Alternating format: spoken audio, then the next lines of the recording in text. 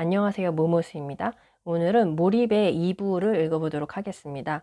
최고의 삶을 선사하는 몰입 활용법 이렇게 되어 있고 인생에서 몰입을 어떻게 활용할 수 있는지에 대해서 설명이 되어 있습니다. 목표 설정에 관한 내용들이 있고 영성에 관한 관계에 관한 내용들이 또 있고요. 그리고 엔트로피와 관련된 내용들 이렇게 인생에서 어떻게 몰입을 활용할 수 있는지 한번 읽어보도록 하겠습니다. 반면 과정에 치중하는 후회의 감정은 최선을 다하도록 유도하기 때문에 유익하다. 따라서 후회의 감정은 이왕이면 어릴 때부터 많이 경험해서 발달시킬수록 좋다. 왜냐하면 어린 시절 후회의 쓰라림을 경험해보지 않은 사람은 살아가면서 후회할 짓을 많이 하게 되기 때문이다. 어른이 된 후 후회할 일을 저지르게 되면 삶에 치명적일 수 있다. 예를 들어 후회할 결혼이나 후회할 이혼을 하는 경우가 있다. 또 직장에서 사소한 일에 사표를 집어 던지고 나중에 내가 왜 그 좋은 직장을 그만두었을까라고 후회할 수도 있다. 사실 내가 깨달은 행복의 비법은 그리 특별한 것이 아니다. 그것은 바로 내가 좋아하는 일을 함으로써 행복을 추구하지 말고 내가 해야 할 일을 좋아함으로써 행복을 추구하라는 것이다. 이는 이미 오래전 미국의 사상가 랄프 waldo 에머슨이 한 이야기와도 일맥상통한다. 이 말의 의미를 깊이 음미해 볼 필요가 있다. 사람들은 흔히 행복해지려면 정말로 좋아하는 일을 하라고 조언한다. 그러나 현실적으로 자신이 좋아하는 일만 할 수 있는 여건이 되는 사람은 극히 드물다. 설령 좋아하는 일을 하면서 행복을 추구한다 해도 이를 통해 누릴 수 있는 행복은 매우 제한적이다. 오히려 자기가 좋아하는 일만 하면서 행복을 추구하다 보면 삶이 점점 더 힘들어지는 경우가 많다. 반면 해야 할 일을 좋아하고 그 일을 하면서 행복을 찾는다면 누릴 수 있는 행복은 무제한이 된다. 이는 자신의 역량을 키워주고 더욱 성공적인 삶으로 이끈다. 삶이 곧 천국이 되는 것이다. 내가 일에 쫓기고 있지는 않은가? 만약 수동적인 상황이라면 의도적인 노력으로 보다 능동적인 상황을 만들어야 한다. 쫓기는 상황이면 쫓는 상황으로 전환해야 한다. 이러한 방향으로 조금만 노력해도 큰 효과를 볼 수 있다. 바쁘게 일하다가도 할 일이 없어지면 금세 무료함을 느끼고 TV를 보거나 컴퓨터 게임 등을 하는 사람이 있다. 이처럼 시간에 여유가 생길 때 무료함을 느끼는 것은 시험을 보지 않으면 스스로 공부를 하지 않으며 누군가 강제로 시키지 않으면 자발적으로 업무를 수행하지 않는다는 것과 같은 맥락이다. 즉, 강제적인 상황으로만 공부나 업무를 하는 것이다. 이렇게 자유시간이 주어졌을 때 심심하다고 생각하는 사람은 구조적으로 수동적일 수밖에 없다.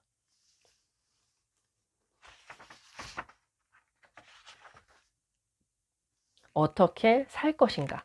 어떻게 사는 것이 죽음과 가장 반대되는 삶인가?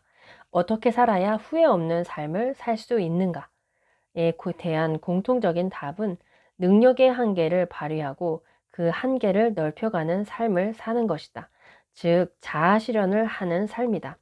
생존만을 위한 삶은 최소의 구동력을 유도하지만 자아 실현을 하는 삶은 최대의 구동력을 이끌어낸다. 물론 자아 실현을 하는 삶은 생존을 위한 삶과 역행해서는 안 되고 현재의 삶을 더 발전시키고 행복하게 하는 방향으로 나아가야 한다. 자신의 지적 능력을 거의 100%에 가깝게 발휘했던 사람들로 뉴턴과 아인슈타인을 꼽을 수 있다. 뉴턴이 만유인력의 법칙을 발견하기까지 내내 그 생각만 했다는 것은 역으로 그 문제를 오랫동안 풀지 못했다는 것을 의미한다. 아인슈타인 또한 몇 달이고 몇 년이고 생각하고 또 생각했다는 것은 오랫동안 문제를 못 풀었다는 것을 의미한다. 이들은 삶의 대부분을 이러한 상태에서 보냈는데 이것이 바로 창조를 잉태하는 모습이고 지적 능력을 100% 발휘하는 모습이다. 즉, 뉴턴과 아인슈타인처럼 답이 보이지 않아도 포기하지 않고 계속해서 문제를 풀기 위해 생각하는 것이 지적 능력을 100% 발휘하는 방법이다.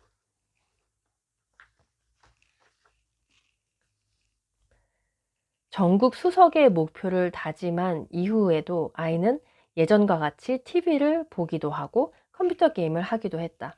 이럴 때 아이에게 절대로 그렇게 해서 전국 수석을 할 수 있겠냐라고 야단을 쳐서는 안 된다.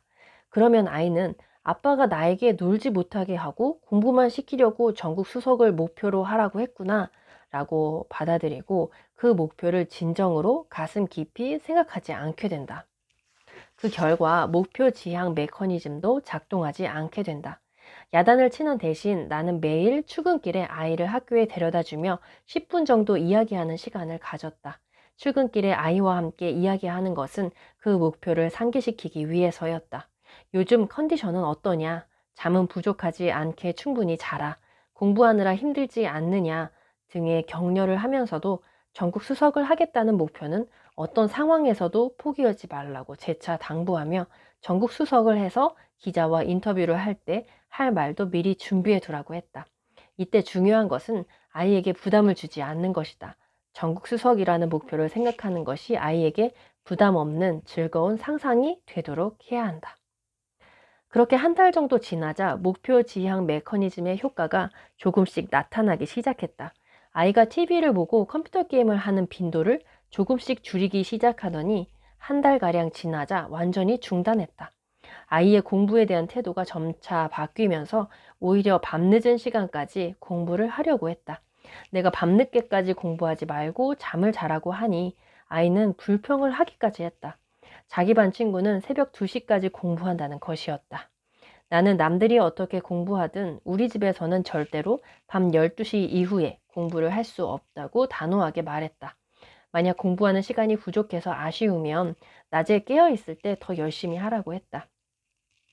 그렇게 한 것은 내가 무리한 최선의 부작용을 너무 잘 알고 있었기 때문이다. 아이의 변화는 목적 지향 메커니즘의 작용으로 이해할 수 있다. 전국 수석이라는 목표를 가슴 깊이 새겨서 강화시키면 그 목표와 멀어지는 행동은 불쾌감을 주게 된다. 반대로 그 목표에 가까워지는 행동은 쾌감을 주게 된다. 이러한 기제는 본인이 의식하지 못하는 상태에서 내적으로 일어난다.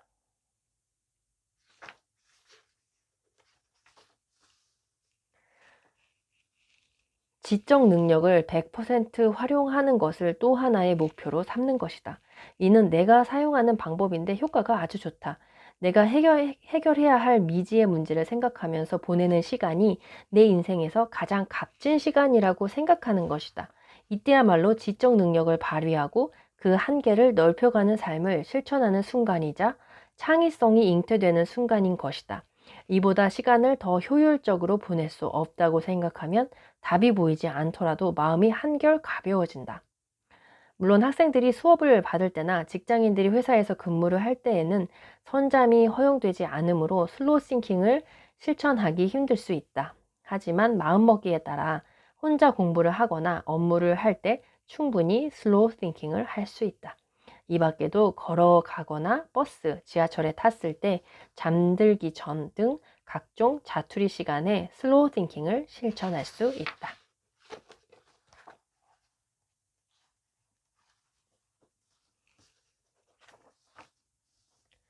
그리고 여기 실천했던 학생의 사례가 나와 있는데요. 일주일 실천 후 공부하다가 졸릴 때는 자라는 교수님의 말씀을 실천해보고 나름의 결과를 말씀드릴까 하여 메일 드립니다. 일단 저는 스트레스에 약한 유형입니다. 대학원 진학을 준비하면서 3학년 때부터 참 많은 스트레스에 시달렸습니다. 잠이 오는 것은 보통 책을 펼치고 30분 후입니다. 평균을 따져보니 항시 그랬습니다. 평상시에는 공부한 지 얼마나 되었는데 벌써 졸리나 싶기도 하고 세수하러 일어나면 리듬이 깨질까 끙끙거리며 참고 참으며 두어 시간을 공부했습니다. 그러면 머리가 정말 무거워집니다. 하루 공부를 마칠 무렵에 지끈거림을 느끼기 일쑤였습니다. 그러나 교수님과 인터뷰한 후 커피숍이든 도서관이든 공부를 하다가 졸리면 잤습니다. 잠이 들었어도 20분을 넘지 않는 범위에서 자동으로 눈이 떠지더라고요. 그리고 나면 주의가 조금 산만하더라도 책에 좀 더 집중할 수 있었습니다.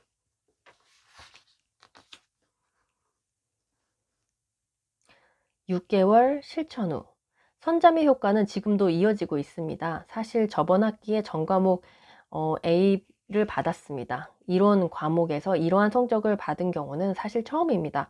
물론 나름의 노력을 했었지만 이론 과목에서 좋은 성과를 내는 게 버거웠습니다. 이번 학기에는 서술형 중간, 기말고사에서 모두 좋은 성적을 거둔 것이 현 성적에 큰 요인이 되지 않았나 싶습니다.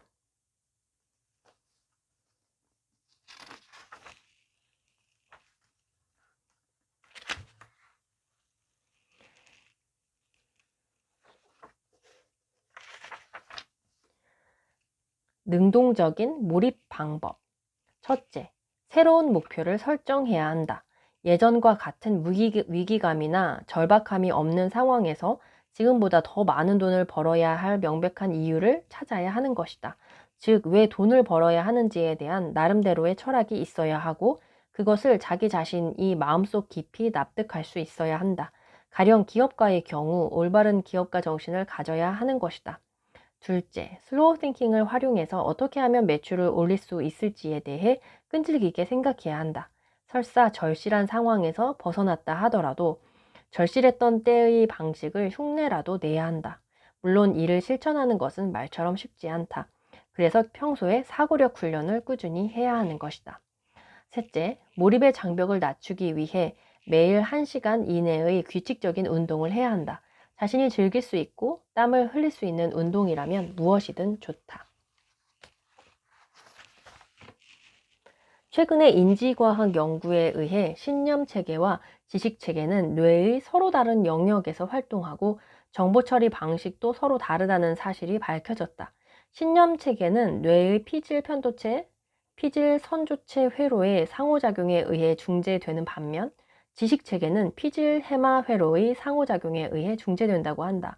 편도체는 공포 반응을 담당하고 선조체는 무언가를 절실히 바라는 감정을 담당하며 해마는 장기 기억을 담당한다.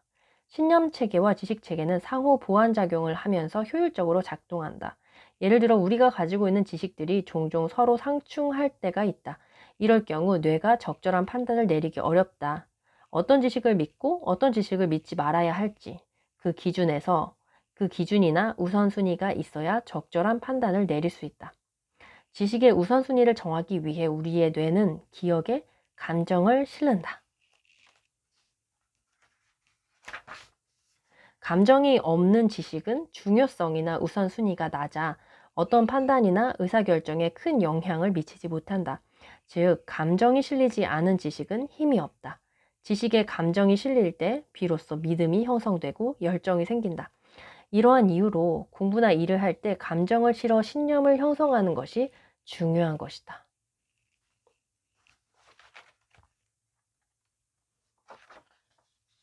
1990년에서 1997년까지 체험한 몰입 상태에서의 연구는 나에게 상당히 특별한 경험이었다.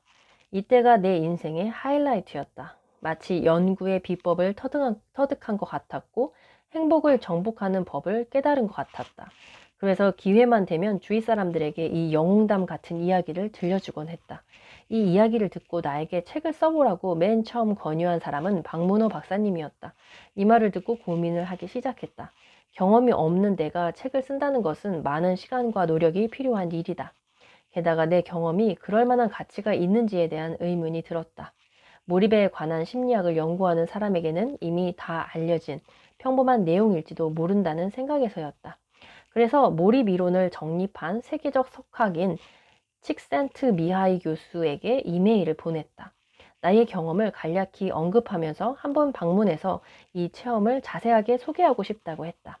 그는 흔쾌히 나의 요청을 받아들였고 2005년 여름 나는 몬태나주에 있는 그의 별장에 방문했다. 칙센트 미하이 교수는 내 이야기에 큰 흥미를 보였다.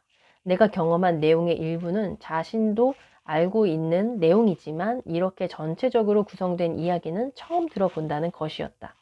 만약 이런 몰입이 내가 아닌 다른 사람에게도 재현될 수 있다면 그것은 아주 훌륭한 이론이 된다며 반가워했다. 특히 그는 나의 경험 중에서도 내가 감정의 변화를 심리적으로 면밀하게 관찰한 점이 특이하고 훌륭한 심리학자로서의 자질을 가지고 있다고 나를 격려해 주었다. 그는 이 내용을 논문으로 정리할 가치도 있고 책을 쓸 가치도 있다며 힘을 실어 주었다.